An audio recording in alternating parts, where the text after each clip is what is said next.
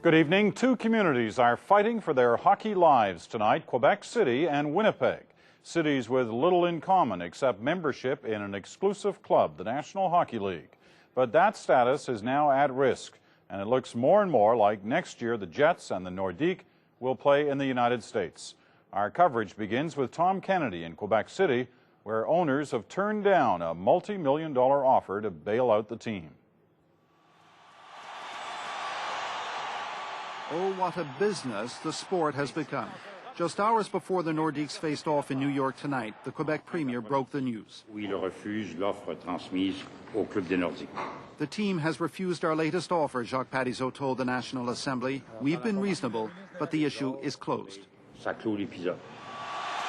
Nordiques' problem, the usual. Rising costs, small market.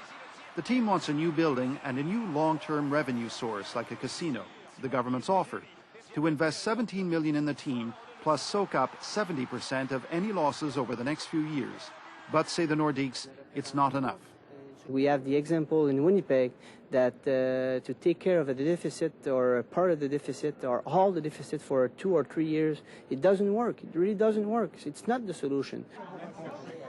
But for the government, money is just too tight. So tight, in fact, that it's working on plans to close 9 Montreal area hospitals. For editorial cartoonists, the image was just too good. Heartless healthcare cutters thinking of bailing out a hockey team. Many Quebecers, like this Montrealer, would never have forgiven it. Everyone is trying to make ends meet, and here we have a bunch of crybabies, overpaid crybabies. It's not sport anymore, it's business. And if it's business and they can't make it work, then they shouldn't be in business. But the serious fans are not giving up. For weeks they've been circulating a petition all over the city. 75,000 people have signed, they say, demanding that the team stay here. Here's one of them. Quebec sans Nordiques, ça manque quelque chose. Quebec without the Nordiques, he says, it's missing something. As for what happens now, the Nordiques have a $75 million offer for the team from a group in Denver, and a newspaper there is reporting the deal is virtually done. But Nordiques management here continues trying to get a new final offer from the government, one that Quebec insists it will not make. Tom Kennedy, CBC News, Quebec City. Meanwhile, it's been almost 2 weeks since the people of Winnipeg learned their team is leaving, but hockey fans haven't given up. Tonight, one of the biggest rallies in Manitoba history to try to save the Jets. Here's the CBC's Reg Sharon.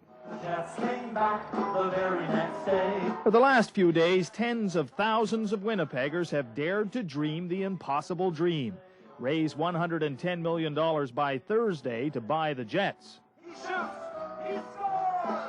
They've been coming on crutches. They're bringing in hockey sticks, baseballs, anything that can be auctioned. And they're signing checks, millions of dollars in the last 2 days alone. This elderly couple took a bus downtown to donate $100. People love hockey, including myself. And there are some unconventional money raisers, too. Here at the Concord Inn, even the exotic dancers have agreed to donate their tips to try and save the Jets. Big thing to save the Jets, and we're all doing our part. They hope to have squeezed $1,000 out of the customers by Thursday. Corporate donators are stepping up to the mic, too. This man's check is for $100,000. It's reached the point of goofiness. Yeah. And the reality is, the big guys have to step up. Sports commentator Scott Taylor says all the hype is nice, but it's the big corporate sponsors that will really make this deal work. Yesterday, this man stepped forward with $10 million. Izzy Asper of CanWest Global is spearheading the corporate drive. He's expected to donate too. But the deal won't fly without another $110 million from all 3 levels of government to build a new arena. Some people don't think that's such a good idea. Spending enough at places where it's not necessary. It should be up to private business. It is a private business, should be run as one. But right now, there's only one thing on the minds of these Jets fans: save our Jets. Because if they don't raise the rest of the money, the Jets are gone for good.